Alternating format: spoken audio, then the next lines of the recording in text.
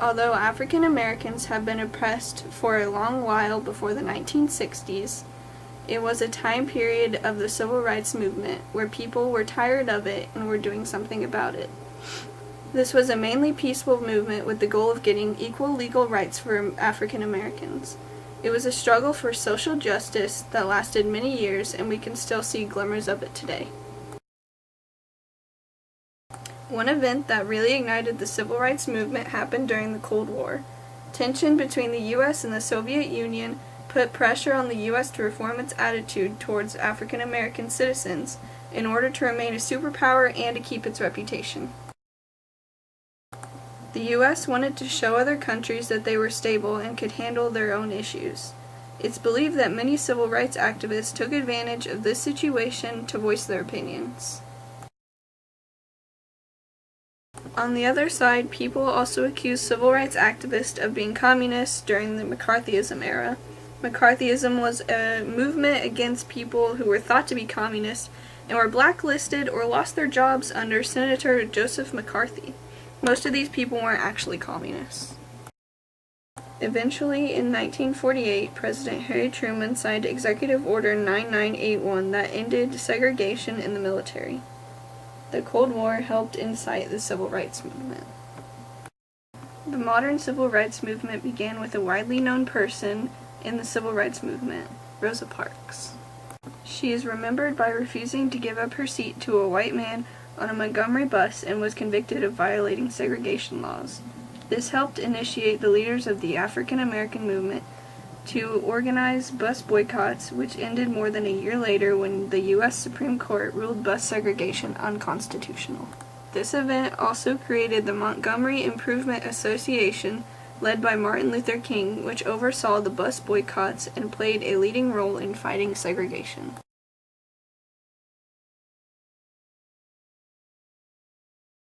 In the same year, the murder of Emmett Till happened.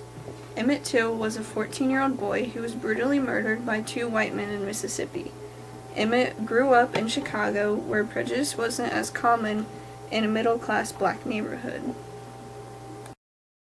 He ended up in Mississippi because he convinced his mom, Mammy, to let him go visit his cousins in Mississippi instead of going on a road trip to Nebraska. That was the last time his mom saw him. While down in Mississippi, he went to a grocery store with some of his friends, where the owner's wife, Carolyn Bryant, was working as a cashier. She accused the 14-year-old boy of whistling at her and trying to make advances. 4 days later, Carolyn Bryant's husband, Roy, and his brother-in-law kidnapped Emmett from his great-uncle Mose Wright's house. The men beat Emmett and then shot him in the head. They then took him to the Tallahatchie River and tied him to a heavy gin fan with barbed wire to hide what they did. 3 days after that, Emmett's body was found, but it could only be positively identified by his father's signet ring that was on his hand because his body was so beaten and bloated. Roy and his brother-in-law went to trial for the murder, but were not convicted because the jury was made of all white men. Then in 2007, Carol admitted in an interview that she lied about Emmett. Authorities wanted Emmett's body buried immediately, but Mammy had him brought back to Chicago, where Emmett had an open casket funeral and thousands of people came to it. Mammy wanted no one to forget what happened to her son, and it worked. Jet Magazine and the Chicago Defender published graphic pictures of Emmett and what happened to him. This murder of a young African American boy galvanized an emerging civil rights movement. A few years later, the Little Rock Nine events unfurled. 9 Arkansas teenagers became the first African American students to attend Little Rock High, an all-white high school. This was the result of Brown versus the Board of Education, which declared segregation in schools unconstitutional. It was met with a lot of backlash, and eventually President Eisenhower had to send in troops to escort them. Eisenhower also passed the Civil Rights Act of 1957 that allowed federal prosecution of anyone who tried to prevent someone from voting.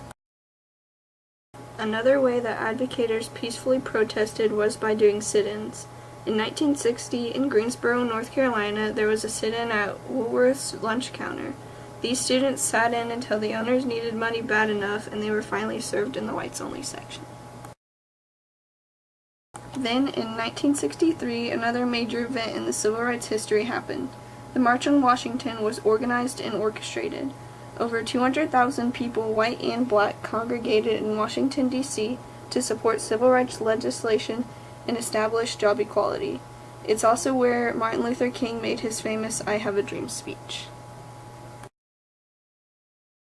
Soon after, the Civil Rights Act of 1964 was signed by President Lyndon B. Johnson. It required equal employment for all, limited voter literacy tests, and allowed federal authorities to ensure public facilities were integrated. A year after the last Civil Rights Act, another one was brought into the light. The Voting Rights Act of 1965 was signed by President Johnson, and it banned all voter literacy tests. On April 4th, 1968, Martin Luther King Jr. was assassinated. He was one of the most prominent civil rights leaders. Luther was out on his balcony when James Earl Ray shot him allegedly. There's still controversy around his assassination. But what the assassination did, however, was speed up the civil rights movement because it caused a ripple of outrage among U.S. citizens. Days after Martin Luther King's assassination, the Fair Housing Act was passed. It prevented housing discrimination based on race, sex, national origin, and religion.